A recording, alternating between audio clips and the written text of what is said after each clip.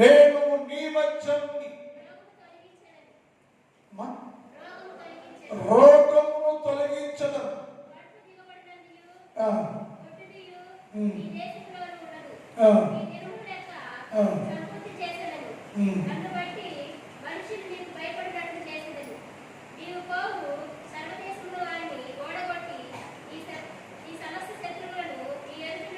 నీ సమస్త శత్రువులను నీ యొద్ద నుండి పారిపోనట్లు చేయదును. ఇది ఇందులో సారాంశం.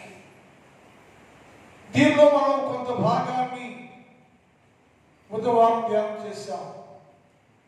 ఏమిటి అంటే, యెహోవాను సేవించాలి మీరు అని మోషే దేవుడితో మాట్లాడాడు. దేవుడు మోషేతో మాట్లాడాడు. ఇరువురు మాట్లాడే సందర్భం ఇది. యెహోవాను సేవించండి, యెహోవాను కనపరచండి, యెహోవాను కీర్తించండి అని. మరి యెహోవాను సేవిస్తే, యెహోవాను కనపరిస్తే మాకేంటి లాభం అంటున్నాడు మనుషుడు. రోజు ప్రార్థనకు వస్తే మాకేంటి లాభం, యేసుక్రీస్తు ప్రభుల వారు నమ్ముకుంటే మాకేంటి లాభం అని మనుషుడు మాట్లాడుతూ ఉన్నాడు. ఈ సందర్భంలో యెహోషువ చెప్పాడు, అలా మాట్లాడే మనుషులతో అన్నాడు, మీరు ఎవరైనా సేవించండి, ఎవరైనా పూజించండి, నేను నా ఇంటి వారు మాత్రము యెహోవానే సేవించదమని తీర్మానం చేయబడ్డాడు. తీర్మానం చేసుకున్నాడు. ఎందుకు ఈ తీర్మానం? మోషే ఎందుకు తీర్మానం? ఎందుకు దేవుడు నన్నే సేవించాలి అని చెప్పాడు అంటే, సృష్టికర్త దేవుడు, బలపరిచే దేవుడు, మన దేవుడు ఆయన. నేనే దేవుడను, సర్వలోకానికి దేవుడు నేనే కనుక మనుషులు పడే ప్రతి ఒక్కరూ నన్నే సేవించేవారుగా ఉండాలి. సేవిస్తే ఏంటయ్యా మాకు మేలు, మాకు లాభం అంటే మనం ధ్యానం చేస్తాం. ఒకటి, నీ ఆహారము దీవించబడును. నీ ఆహారాన్ని నేను దీవిస్తానయ్యో. ఎందుకంటే నువ్వు కనాన్ దేశంలో ప్రవేశించాలి. కనాన్ దేశంలోకి వెళ్ళే మీరందరూ శక్తి కలిగి, బలం కలిగి, బలవంతులుగా, యోగ్యులుగా, సమూహం కలిగిన వారుగా ఉండాలి. కనుక మీరు ఎలా ఉండాలంటే, మీలో ఉన్న బలహీనత పోయి బలవంతులు ఉండడానికి నేను నీ ఆహారాన్ని దీవించదను. ఎప్పుడైతే నేను ఆహారమును దీవిస్తానో అది తినువాడు బలం కలిగి, శక్తి కలిగి, దేవుని సన్నిధిలో బలవంతులుగా ఉంటారని మనతో మాట్లాడారు ఆ విషయాన్ని. రెండవది, యెహోవాను సేవిస్తే కలిగే రెండవ లాభం ఏంటంటే, నీలో ఉన్న ప్రతి రోగము అక్కడ రాయబడింది. అంటే మనుషులందరిలో రోగిగా ఉన్నాడు. ప్రతి రోగం అంటే అనేక జబ్బులు కలిగి ఉన్నాడు మానవుడు. మనుషుల పేరు అంటే రోగిస్తాడు. రోగిని, నీకున్న రోగం ఘోరమైంది, రోగంతోనే ఉన్నాము, నువ్వు రోగంతో కృంగిపోతున్నావు, రోగంతో కుషించిపోతున్నావు. సకలమైన రోగాలు నీలోనే ఉండి సకలమైన రోగం కలిగి ఉన్నావు. నువ్వు అందుకాన్ని పాపం అని ఏకాలు రాయబడి ఉంటే యేసయ్య అన్నాడు, నీకు కలిగిన సర్వరోగం అమర్చుతాం. యెహోవా నీ యొద్దరుండి, యెహోవా నీ యొద్దరుండి అంటే నీ శరీరములో నుంచి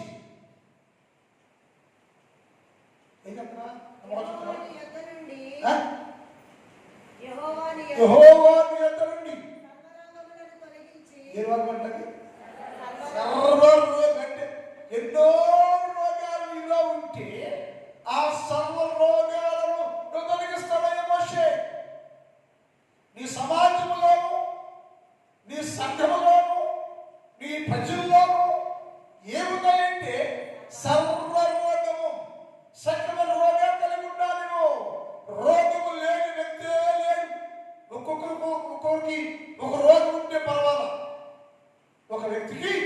ఒకే రోగం ఉంటే పర్వాలా, అది వచ్చింది ఏదో రకంగా బాగు చేసుకుంటాం అనుకుంటాం.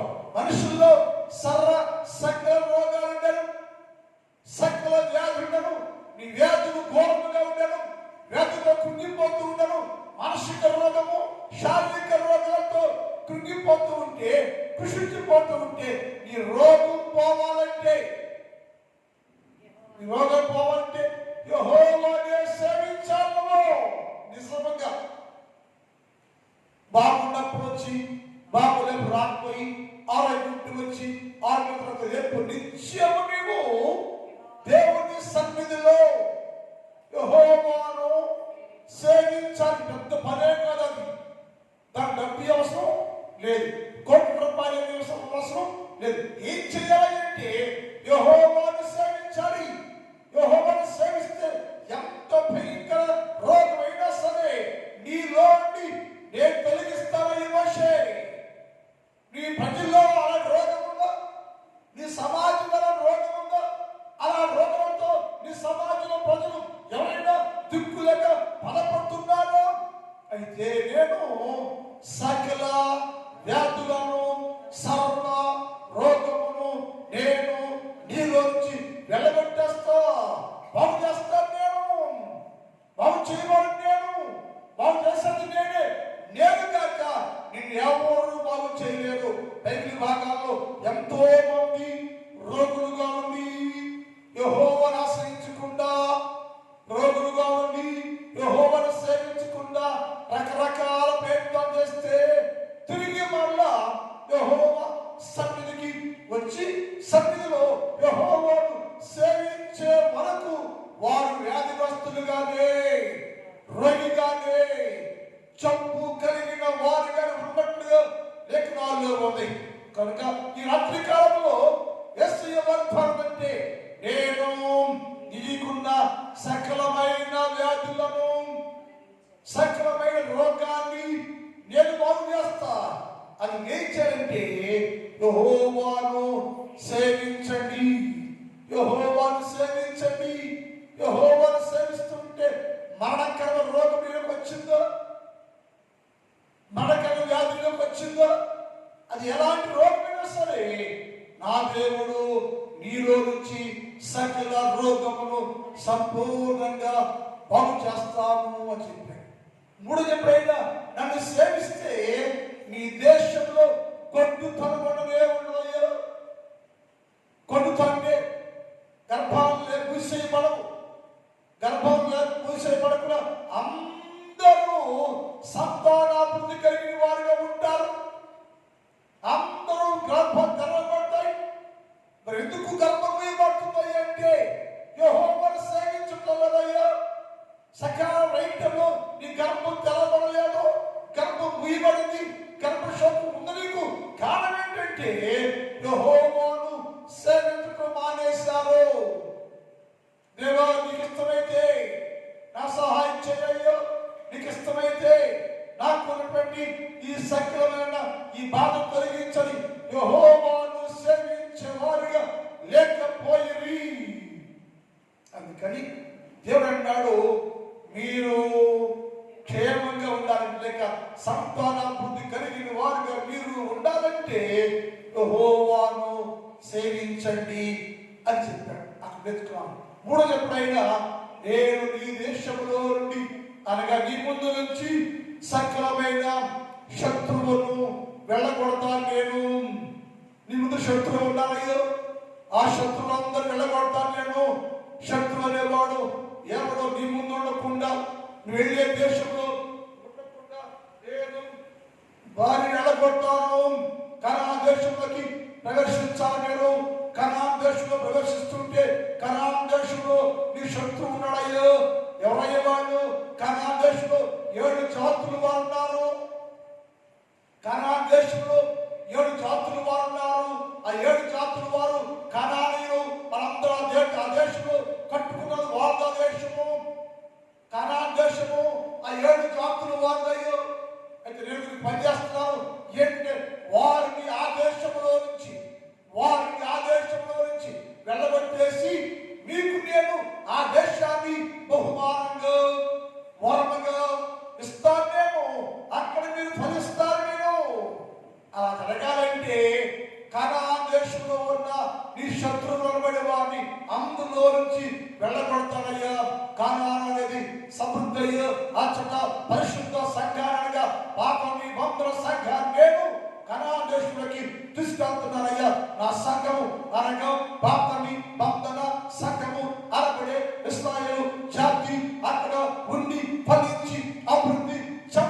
అంటే అందులో ఏమన్నదంట, సాతాను అంటే శత్రువు ఉండకూడదు. ఎవరయ్యా శత్రువు అయ్యా నీకంటే ఆయన చెప్పాడు, ఒకటి కనానీయులు. కనానీయులతో ఉండకూడదు. ఆ 7 జాతుల్లో మొదటి జాతి ఎవరంటే కనానీయులు. కనానీయుల దేశంలో ఉన్నారు. ఆ కనానీయులను నేను వెళ్ళగొట్టేస్తున్నానయ్యా. అలా ఉండకూడదయ్యా. ఉంటే అది పరిశుద్ధ స్థలం అయ్యా.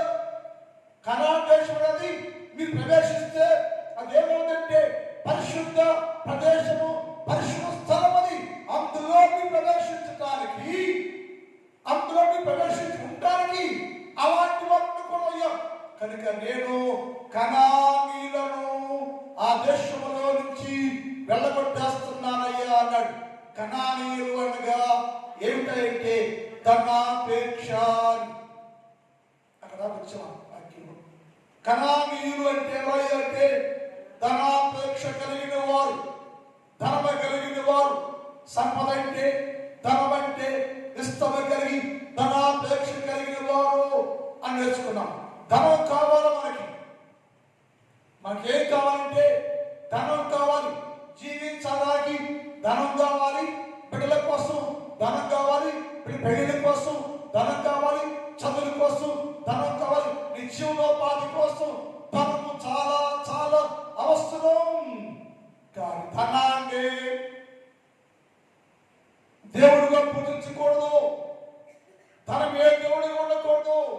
నువ్వు జీవించే డబ్బు కావాలి, ధనం కావాలి, సంపాదన డబ్బు ఉండాలి దగ్గర ధనం. కానీ ధనాన్ని దేవుడు పూజించకూడదు. కానీ కనానీయులు అంటే ధనాపేక్ష కలిగిన వారు.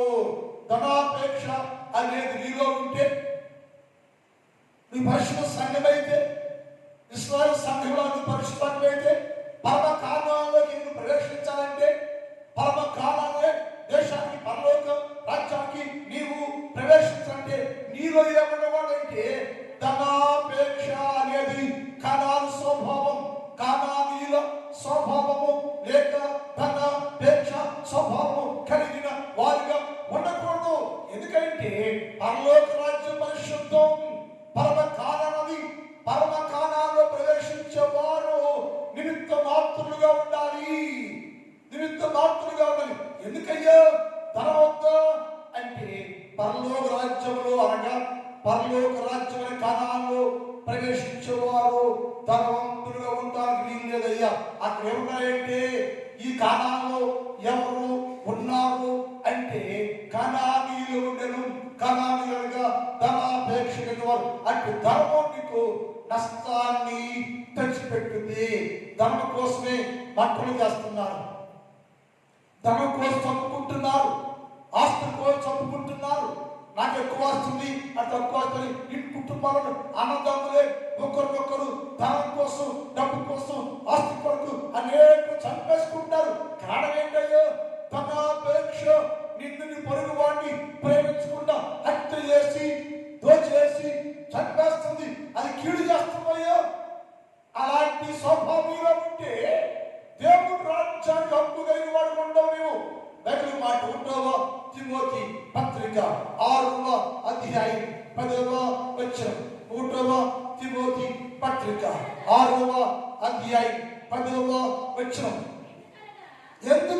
ఎందుకు ధనాపేక్ష లేని వాడిగా ఉండాలి నువ్వు? ఎందుకు ధనాపేక్ష లేని వారికి జీవించాలి క్రైస్తవ సంఘం? విశ్వాసంలో పడేవారు ధనాపేక్ష లేని వారిగా ఉండాలి. ఆదిమ సంఘం ధనాపేక్ష లేని వారిగా ఉండాలి. పాత నిబంధన సంఘంలో కనాన్ దేశంలో ప్రవేశించేవారు ధనాపేక్ష లేని వారిగా ఉండాలి. ఎందుకంటే ఎందుకనగా ధనాపేక్ష సమస్తమైన కీడులకు మూలం. ధనాపేక్ష అనేది సమస్తమైన కీడులకు మూలం. కొందరు ధనాన్ని ఆశించి విశ్వాసంలో తొలగిపోయారు. పట్టణం చూడండి, ఒక సాధకుడే కానీ విశ్వాసే కానీ ఎవరైనా సరే డబ్బు లేనప్పుడు ప్రతి స్థుతిస్తూ ఉంటాడు, దేవుడితోనే ఉంటాడు. అంచెలంచెలుగా డబ్బు పెరిగే కొద్ది వాడు కీడులో పడిపోతున్నాడు, పాపం అయిపోతున్నాడు. యేసయ్య అన్నాడు, పరలోక రాజ్యం వెళ్ళాలంటే మన భాష మాట్లాడు. మాకేంటే తమలో మార్చుకోండి, బైబిల్ మార్చుకోండి, తాను కట్టుకోవాలి, ఈ చెత్త వాళ్ళు మనోడు అని బైబిల్ చెప్పలా. బైబిల్ ఎక్కడ మాట చెప్పలా. ఏం మిస్ అయ్యా, నువ్వు బంగారం వేసుకోవద్దు అని చెప్పలా. ఏం చెప్పాడు? ధనవంతులు ఉండదు మీరు, డబ్బు అనుకోవాలి మీకు, వాడు పరలోక రాజ్యంలో అని చెప్పాడు. స్వయంగా మాట్లాడాడు. అంటే వాడికి ఏముండకూడదంట? ధనాపేక్ష ఉండకూడదు. సో మనుషులందరూ ధనాపేక్ష కలిగి విశ్వాస వీరులైనటువంటి వారు విశ్వాసం పడిపోయి జారిపోయి భ్రష్టులైపోయినట్ట. దేనివల్ల? ధనం వల్ల. ధనం లేనట్టు దేవో డబ్బు అయ్యో ఆస్తి అయ్యో డబ్బు అయ్యో ఆస్తి అయ్యో చెప్పాడు.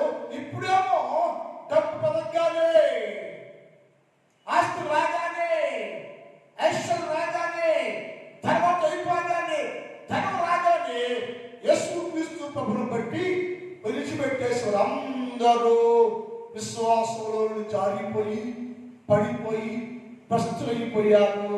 మనకేమంటే ధనం కావాల్సింది, ధనం కావాలి, ఆస్తి కావాలి. ఎందుకంటే మన బతకాలి కాబట్టి నిమిత్తం ఉండాలి. మిగుల ఆస్తిని కొనకూడదు, మిగుల ఆస్తిని కొనకూడదయ్యా. సద్బోధకుడా, నేను దేవుని నువ్వు రాజ్యంలో నిత్యంలో ఉంటాను, ఏం చేయమంటావా అయ్యా అంటే ధర్మశాస్త్రం పాటించావా అన్నాడు.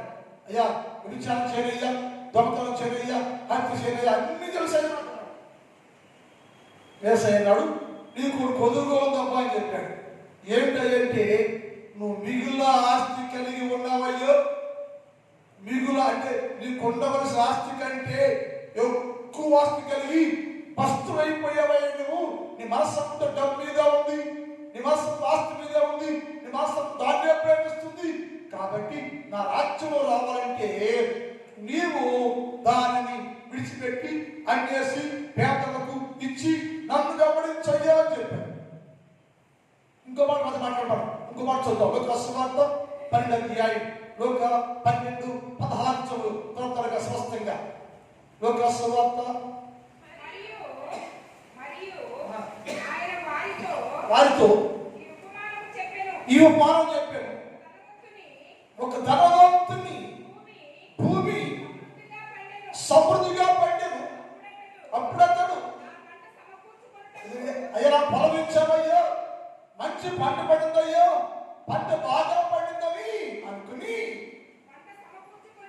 పంట సమకూర్చుకోవడానికి స్థలము చాలదు కనుక నేను ఏం చెయ్యాలయ్యా? పొలం బాగా పండిందయ్యో, డబ్బు బాగా వచ్చిందయ్యో, ధాన్యం బాగా పండిందయ్యో, ఈ దాన్ని ఏం చేయాలని నేను ఇంత ధాన్యం ఇచ్చమైన ఇది చాలదయ్యో, చాలదు కాబట్టి నేను వేరే కొట్టులు కట్టించి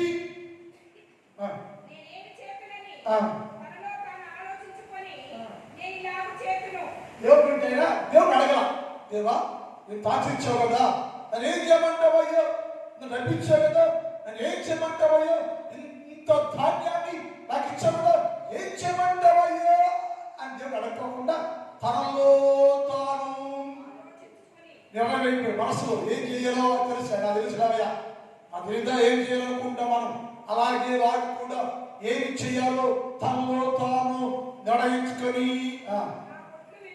ఆ ఉన్న కొట్టు విప్పి వాటికంటే పెద్ద కొట్లు కట్టించి అందులో దాని అంతా చేసి ఆస్తి సమకూర్చుకొని తన ప్రాణ అన్న డబ్బంతా ఆస్తి అంతా దాని అంత కొట్టులో దాచేసుకున్నాక ఎర్రగుడు అంటాడు, నా ప్రాణమా అనేక సంవత్సరాలకి సరిపోయే డబ్బుని ఆస్తిని ధాన్యాన్ని కొట్టుల్లో దాచించా, నాకే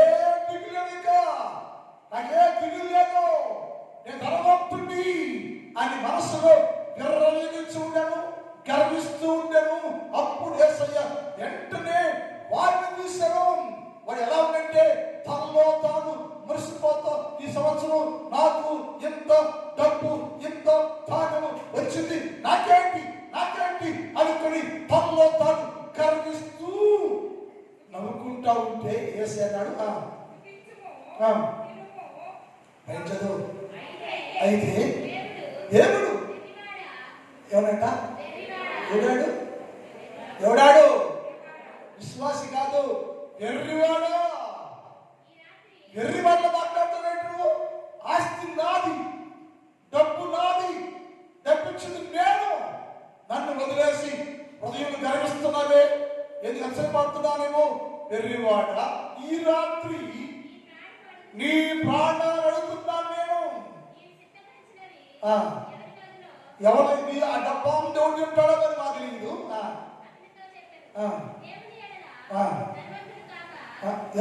దేవుని దగ్గర ధనవంతుడు గాక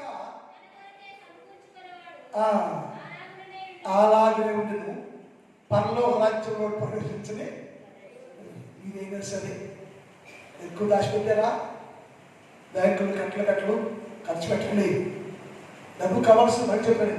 డబ్బు కావాలి మనకి, మనం బతకాలి, బిడ్డలు బతకాలి, పెళ్లి చేయాలి, పశ్చిమ పది అవసరం కోసం. కానీ మిగులు ఆస్తి ఉండకూడదు, మిగులు డబ్బు ఉండకూడదు. చక్కెర వడ్డీలు కట్టి, చక్కెర వడ్డీలు వడ్డీ కట్టి డబ్బు కొని పడతారు. వాళ్ళంటే డబ్బు మొత్తం. ఎందుకని వడ్డీ లాభం చేయడం వైపులో ఉంది. వడ్డీ లాభం చేస్తే డబ్బు అంటే ఈరోజు వడ్డీ లాభం సంపాదిస్తే దేవుని దగ్గర మనం అలా జీవిస్తే అలాంటి వాడు డబ్బు లాగేస్తాడు దేవుడు. అందుకని మనం ఏం చేయాలంటే ధనవంతులు కాకుండా, అదే సువార్త 18:24 చూద్దాం. సువార్త 18:24. అమ్మా, యేసు అతను చూచి ఆస్తి కలిగిన వాడు దేవుని రాజ్యంలో ప్రవేశించడయ్యా. ధనవంతులారు, ధనాపేక్ష కలిగిన వాడు, ధనవంతుడు దేవుని రాజ్యం, ఆస్తి కలిగిన వాడు దేవుని రాజ్యం మనుషులు కాదు. ఎంతో దుర్లభమయ్యా. ధనవంతుడు దేవుని రాజ్యంలో ప్రవేశించడం కంటే వంటే సూది బెచ్చములో వంటే ప్రవేశించుట దుర్గ చాలా సులభమయ్యా. ఇక్కడ చిన్నప్పటి నుంచి ఉంటాయి మాట నాకు చిన్నప్పటి నుంచి విన్నాం. మరి ఏదన్నా పాటించావా? లిమిట్గా ఉన్నావా? ఎందుకంటే పరలోక రాజ్యంలో ప్రవేశించడానికి అన్ని పనిరావు. చివరిగా మత్తయి సువార్త 6:19-20 చూద్దాం. మత్తయి సువార్త 6:19-20. భూమి మీద మీ కొరకు, భూమి మీద మీకోసం డబ్బు పుచ్చుకోవద్దు. ఇక్కడ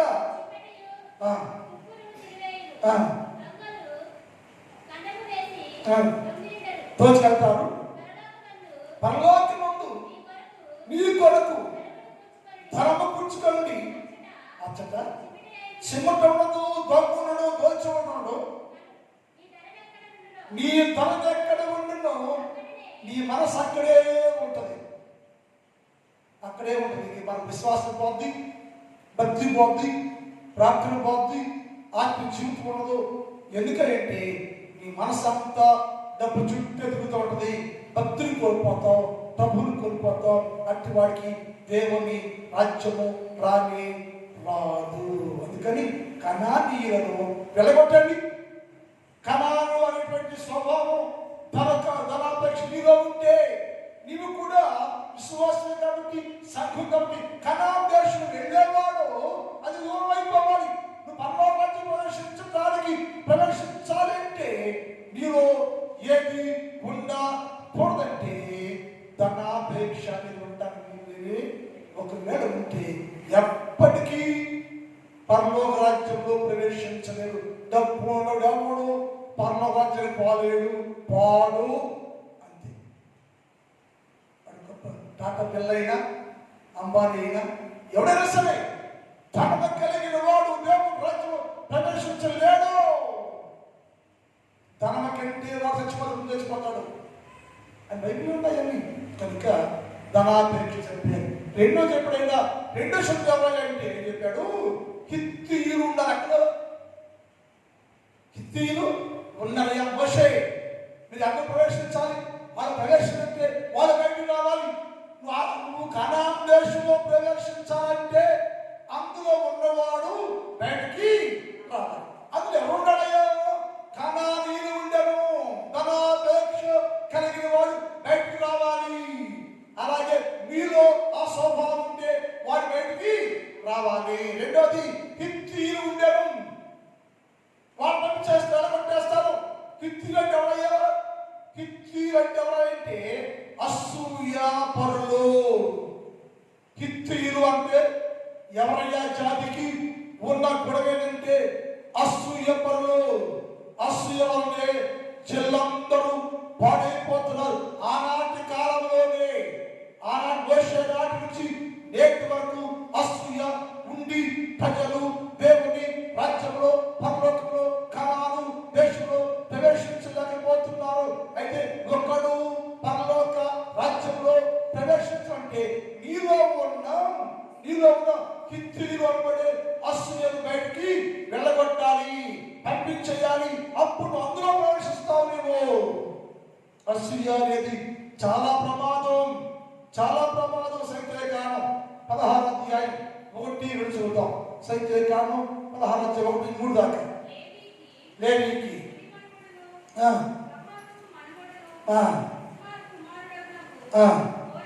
కోరాహు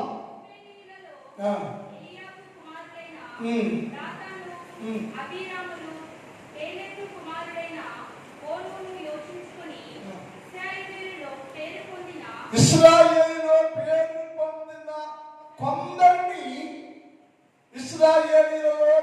పొందిన కొందరిని 250 మందిని మూట కట్టేశారు. కోరాహు స్నేహితులు, కోరాహు వంశం వారు 250 మందిని అహరోనుకి, మోషేకి విరోధంగా 250 మందిని ఉమ్మట కట్టి లేనిపోలేని నేర్పేసి, ఏంట్రా మనం కూడా యూదులమే కదా, ఇశ్రాయేలుమే కదా, మన మోషే ఎవడు, అహరోను ఎవడు, వాళ్ళందరేంటి, మన సమాజంలో యూదా జాతిలో మన మధ్యలో మేము ప్రవర్తనగా ఉంటాము, యాజకులుగా ఉంటాము అని విరమిస్తున్నారు. ఏంటని వారిరువురిని ఎదిరించడానికి, ఎవరిని? అహరోన్ని, మోషేని ఎదిరించడానికి 250 మంది కోరాహు సమూహము అసూయ కలిగి, ద్వేషం కలిగి, అసూయ పెంచుకొని అహరోన్ని, మోషేని వెళ్ళగొట్టేస్తారంటాడు. అయ్యా మా సమాజంలో మేమందరూ పరిశుద్ధులమే, మీరే కదా ఈ మోషే, అహరోని కదా మోషే, నీకంటే నీ అన్నకంటే మేము కూడా పరిశుద్ధులమే, మేము కూడా బోధ చేయగలం, మేము కూడా పాటలు పాడగలం, మేము కూడా సువార్త చేయగలం, మేము సొంతపరచగలం, ఎన్నేం చేయగలమని అసూయ ఎవరు వచ్చిందా? అసూయ ఎవరు వచ్చింది?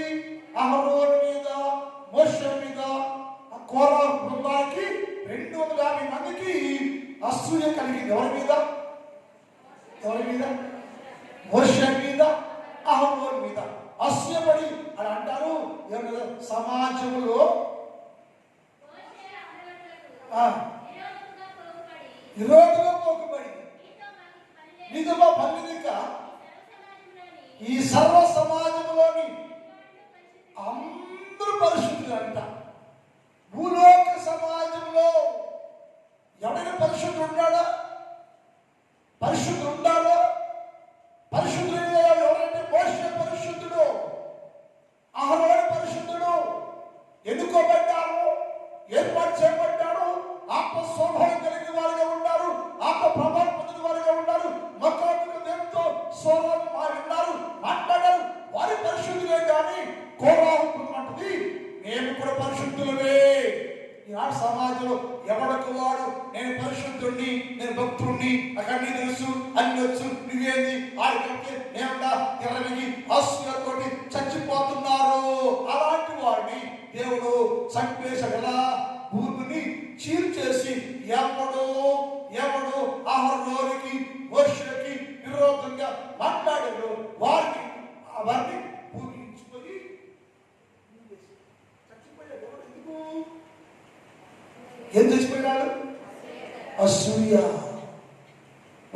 ప్రార్థన చేస్తుంది. ఎందుకంటే నువ్వు పరిశుద్ధమైతే బతుకుండేవాడువే. నువ్వు పరిశుద్ధులు కాదు కదా. పరిశుద్ధులు కానప్పుడు పరిశుద్ధులు అనుకోండి అహరోను మోషే మీద ఎందుకు విరోధంగా ప్లాన్ చేస్తావేమో. పరిశుద్ధులు అనుకోండి అహరోను మోషే మీద ఎందుకు విరోధంగా సరుగుతావేమో. అసూయ అంటారు. నువ్వే పెద్ద పాపాత్ముడివి, ఒక పాపాత్ముడు. మేము పరిశుద్ధులమే చెబుతున్నావు. ఎలా పరిశుద్ధులు? మాట మారిందా? క్రియ మారిందా? తలం మారిందా? బతుకు మారిందా? క్యారెక్టర్ మారిందా? ఏం మారింది? పరిశుద్ధులు నువ్వు అన్నారు వాళ్ళు. కోరాహు సమూహం 250 మంది. అయితే దేవుడు చెప్పాడు, నీవే మోషే వారిని వెళ్ళగొట్టయ్యా. మీరు కనానికి వెళ్ళంటే వారిని వెళ్ళగొట్టాడయ్యో. అసలు చాలా మాట చెప్తాను. 106వ కీర్తన 16 చదువుతాం. 106వ కీర్తన. వారు తమ దండు పాలెంలో యెహోవాకు ప్రతిష్ఠితులైన అహరోను యందును అసూయ ఎందుకంటే నీకు అసూయ రావడానికి కారణం అంటే మేము అనేది ఎప్పుడు వచ్చిందో అసూయ అప్పుడు ప్రారంభమైంది. అసూయ ప్రారంభమైందంటే నీవుగా హాని చేసుకుంటున్నావు. బైబిల్లో 2 పాపాలు ఉంటాయి. ఒకటి మరణకరమైన పాపం, ఒకటి మరణకరము కాని పాపం. ఒకటేమో మరణకరము అయిన ఆ పాపాలు మరణం వచ్చింది. ఏ పాపది? అసూయ, ద్వేషం, పగ, కక్ష, కీడు, తుర్కతంత్రాలు చేసిన వాళ్ళందరికీ అది మరణకరమైన పాపం వచ్చింది. మరణకరం కాని పాపం ఉంది. ఏదంటే వ్యభిచారం. వ్యభిచరించేవాడు అది మరణకర పాపం కాదు. వ్యభిచారం చేస్తాడు వాడికి జబ్బు వస్తేనో వ్యాధి వస్తేనో అనుకుంటేనో వాడు వ్యభిచారం మానేసి ప్రభువుని పశ్చాత్తపడి పాపాలు ఒప్పుకుంటాడు. బైబిల్ అలాంటి చాలా మంది ఉన్నారు. మరి పాపాలు క్షమించబడి పరలోకానికి వెళ్ళారు.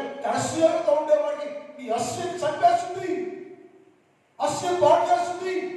అసూయ మీద పాపమది, దేశం మీద పాపమది. అలాంటి వారు కనాను దేశంలోకి హక్కు కలిగిన వారు కాదు.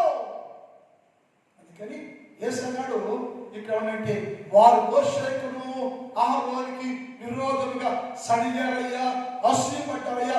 అసూయ పడి కారణం చేత వారి దేవుడు వచ్చారు. అలాగే గురించి భూమి ఏదైనా అసూయ అహరోను మీద మోషే మీద అసూయ పడినందు వలన భూమి నెరవేర్చి ఏంటంట ఇంకేసిందంట. ఎవడు చంపలా? ఎవడు చంపలా? నీకు నీవే మరణం తెచ్చుకున్నావు. కారణమేంటయ్యా? అసూయ. నేను మీ భక్తులని వాడేవాడు మోషే, వాడేవాడు అహరోను అనే అహంకారం నీలోకి వస్తే, అసూయ వస్తే అసూయ నిన్ను మృంగేసింది, చంపేసింది. అంటే ఎవరిలో అసూయ ఉంటుందో వాడు దేవుని రాజ్య సంబంధి కాదు. వారికి మన వచ్చిందంట. అందుకని నువ్వు కానాను దేశం ప్రవేశించాలంటే నీకేమంటే నీలో ఉన్న కిత్తి అనేదాన్ని అనగా అసూయను బయటికి పంపించేయాలి, తోలేయాలి. విశ్వాస జీవితంలో కూడా అసూయ ఉండకూడదు. విశ్వాసాల వాడు పరలోక రాజ్యం వరకు చుట్టుపడి కలిగిన వాడు. విశ్వాసం అంటే దేవుని రాజ్య సంబంధి. దేవుని రాజ్యంలో నీవు ప్రవేశించాలంటే నీవు ఏమన్నవాడు? అసూయ అనేది ఒకవేళ ఉంటే దాన్ని నీవు బయటికి వెళ్ళగొట్టేయాలి, త్రోసేయాలి. అప్పుడు నీవు క్షేమాభివృద్ధి కలిగి ఉంటావు. అలా చేయకుండా దాన్ని అలాగే ఉంచుకుని విశ్వాసమయ్యేను, భక్తుడయ్యేను, ప్రార్థనపడయ్యేను, ఇలాగే ఉంటా అనుకుంటే రోజు పౌలు అన్నాడు, సంఘంలోకి వచ్చాడు. కొరింథీ సంఘానికి పౌలు గారు వచ్చాడు. ఆ కొరింథీ సంఘాన్ని పౌలు గారు ఆత్మీయంగా వారందరినీ చాలా చాలా బలపరిచాడు. చాలా చాలా బలపరిచాడు. వారంతా ఆత్మీయంగా పెంచాడు. ఒకరోజు వారి గురించి వార్త విన్నాడు.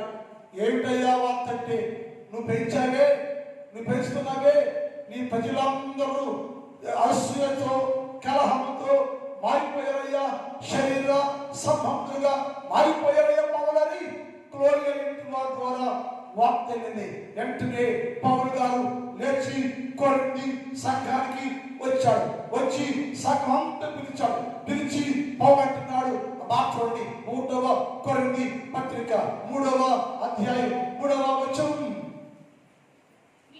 మీలో అసూయలు కలహములు అని ఉండగా మీరు ఎట్ట విశ్వాసం ఉంటారు? భాష సునీతకి అసూయ ఉందా?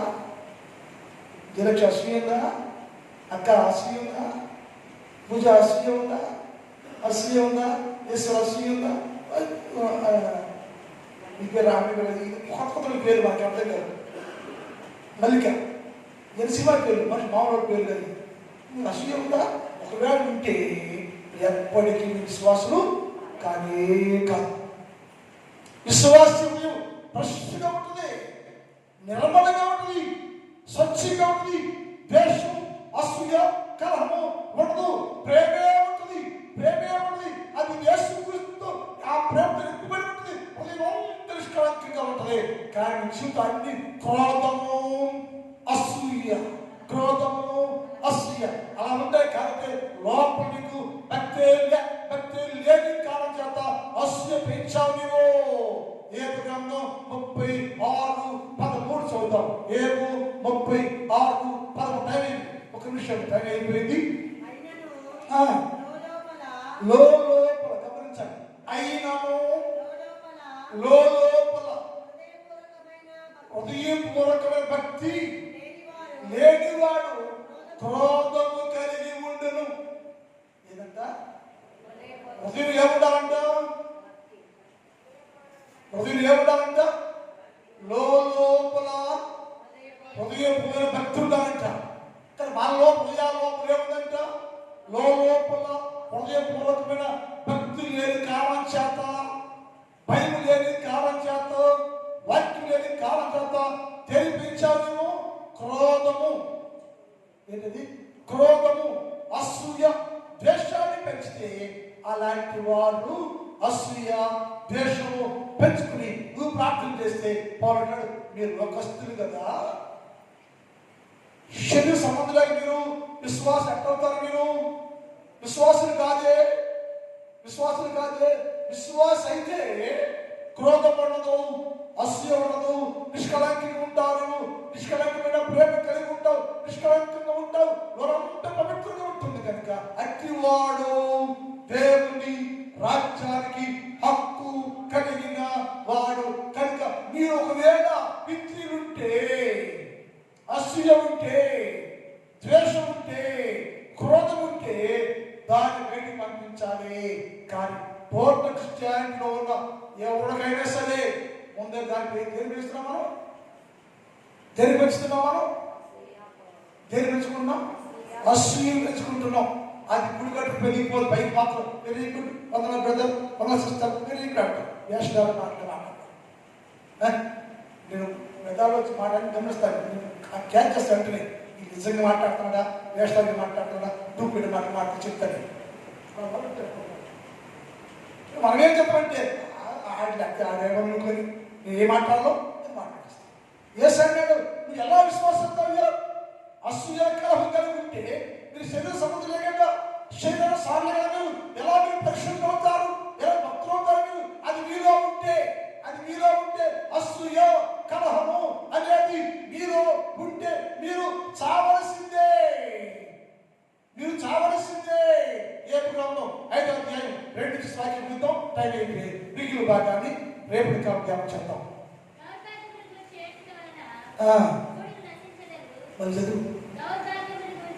దౌర్భాగ్యమును గురించి ఏడ్చుట వలన మూఢులందరూ నశించిపోతారు.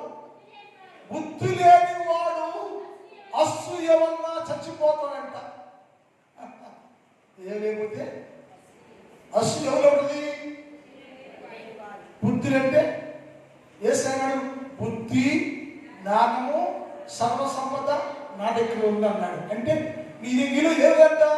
యేసు క్రీస్తు ప్రభు లేడు, యేసు బుద్ధునికి లేదు, యేసు బుద్ధి, యేసు వాక్యం, యేసు నీలో లేని కారణం చేత నీకు ఏమిటంటే అసూయ ఉంది. అసూయ ఏం చేస్తాయంటే నిన్ను చంపి, బుద్ధి లేనివాడు అసూయ చేత చచ్చిపోతుంది. అసూయే నిన్ను చంపేసింది. కనుక నువ్వేంటంటే యుగ యుగములు కనాను దేశంలో జీవించే ఉండాలంటే నీలో ఉన్న హిత్తీయులను బయటికి తోలివేయాలి. ప్రార్థన మీకు భాగం రేపటి కాలం ధ్యానం చేద్దాం. మా తండ్రి, నీ పాదములకు స్తోత్రాలు. పరిశుద్ధుడమైన దేవ, నీకే స్తుతి స్తోత్రాలు. గడిచిన దినములలో మీ అపారమైన ప్రేమలో కాపాడారు. మీ వాగ్దానమయ్యా, మోషే నన్ను సేవించండి, నన్ను పూజించండి, నన్ను ప్రార్థించండి, అప్పుడు ఆహారము దీవించబడను, అప్పుడు మీ రోగములు బాగు చేయబడను, అప్పుడు మీ శత్రువులను మీ మధ్య నుంచి వెళ్ళగొట్టి సమాధానకరమైన సంబంధాన్ని ఏర్పాటు చేస్తాను అని చెప్పావు తండ్రి. దేవా, మాలో ఇంకా మా శత్రువు పెంచుతున్నారేమో, మా శత్రువు మాలో ఉన్నాడేమో, వాటిని దూరపరుచుకొని నిత్యముని సేవించే వారిగా సహాయం చేయండి. రాత్రి కాలంలో ఈ స్థలంలో ఉన్న ప్రతి బిడ్డలను దీవించండి, ఆశీర్వదించండి, బలపరచండి, కాపాడండి. నా సంఘాన్ని దీవించండి, నా సంఘంలో ఉన్న ప్రతి కుటుంబాన్ని దీవించండి, ఆశీర్వదించండి, బలపరచండి. ఎవరికి ఏది తక్కువ చేయక ఈ నామములో పరిపూర్ణమైన విశ్వాసులుగా బలపరిచి దీవించమని యేసు వారి పరిశుద్ధ నామములో ప్రార్థిస్తున్నాం తండ్రి. తండ్రి దేవుని ప్రేమ, కుమారుడు యేసుక్రీస్తు వారి కృప, పరిశుద్ధాత్మ దేవుని యొక్క అన్య సహవాసం ఇప్పుడు ఎప్పుడు ఎల్లప్పుడు సదాకాలం మనందరి తోడై ఉండును గాక. ఆమేన్. హల్లెలూయా, హల్లెలూయా.